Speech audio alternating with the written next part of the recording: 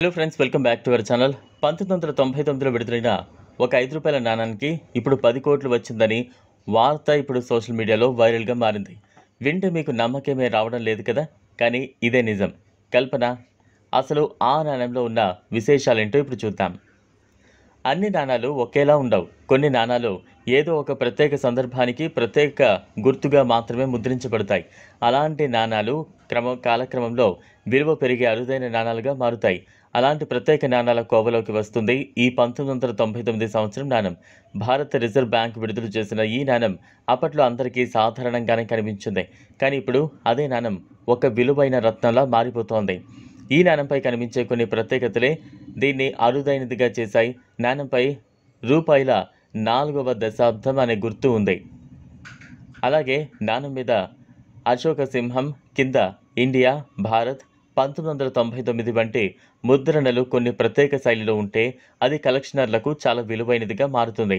కొన్ని నాణాలపై mint work లేదా మింట్లో చిన్న పొరపాట్లు ఉండటం వల్ల అవి అత్యంత అరుదుగా పరిగణించబడతాయి. పేరు ఉన్న కలెక్షనర్లు ఈ నాణం కోసం భారీ మొత్తం చెల్లించారట. ఢిల్లీలో జరిగిన ఓ ప్రైవేట్ ఆన్లైన్ వేలంలో ఈ నాణం నేరుగా 10 కోట్లకు అమ్ముడైందని చెబుతున్నారు. దీన్ని కొన్నది ఓ విదేశీ కలెక్షనర్ అంటున్నారు. అతను భారత చరిత్రపై ఆసక్తి కలిగి ఉండటంతో మన దేశంలోని పురాతన నాణాలను సేకరించేందుకు భారీ మొత్తంలో డబ్బును ఖర్చు పెట్టాడు. ఇప్పుడు మీకు డౌట్ వస్తూ ఉంటుంది, మన వద్ద కూడా 1999 నాణం ఉంది కదా, మరి దానికి అంత విలువ ఉంటుందా అనే ప్రశ్న. కానీ ప్రతి నాణానికి అంత విలువ ఉండదు. ఎందుకంటే ప్రతి నాణం మింట్ అయిన చోట, తయారీ శైలి, నాణంపై ఉన్న గుర్తులు అన్నీ చాలా ముఖ్యం. ఉదాహరణకు ముంబై మింట్లో తయారైన నాణం మీద చిన్న చుక్క ఉండే అవకాశం ఉంది. హైదరాబాద్ మింట్ నాణం మీద నక్షత్రం ఉంటుంది. కానీ కొన్ని నాణాల్లో ఈ గుర్తులు లేకపోవడం వల్ల అవి అరుదైనవిగా మారుతూ ఉంటాయి.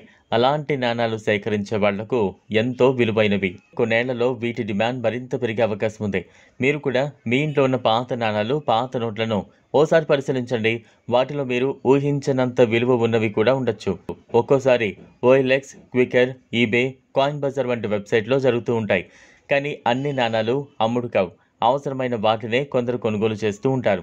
కొందరు కాంటాక్ట్ చేసేవారు నేరుగా కలెక్షనర్లు కావచ్చు, లేక నకిలీదారులు కూడా కావచ్చు. అందుకే జాగ్రత్త వహించాలి. చివరికి చెప్పాలంటే 1999 సంవత్సరం ₹5 నాణానికి వాస్తవంగా 10 కోట్లు వచ్చినా అది ప్రత్యేక నాణానికి మాత్రమే వర్తిస్తూ ఉంటుంది. ఈ వీడియో మీకు నచ్చినట్లయితే లైక్ చేయండి, షేర్ చేయండి, ఛానల్ను సబ్స్క్రైబ్ చేసుకోండి. Thanks for watching.